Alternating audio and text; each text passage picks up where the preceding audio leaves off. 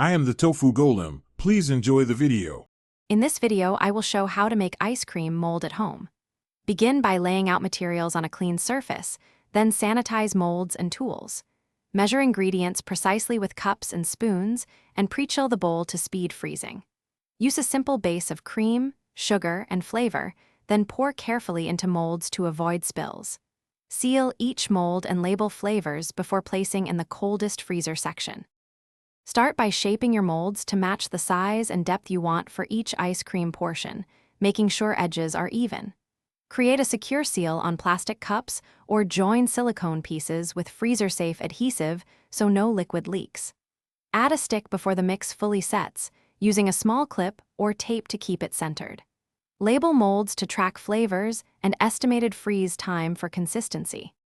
If you are enjoying this video, please subscribe and like so I can keep sharing simple DIY kitchen projects. Quick recommendation: the Owala water bottle keeps you hydrated and spill-free while you prep and wait for freezes, and it pairs nicely with long kitchen sessions.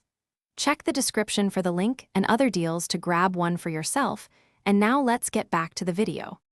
Place filled molds on a flat tray and set them in the coldest part of your freezer so they freeze evenly from top to bottom. Be patient and let them harden fully. Richer or denser bases may need longer than lighter mixes.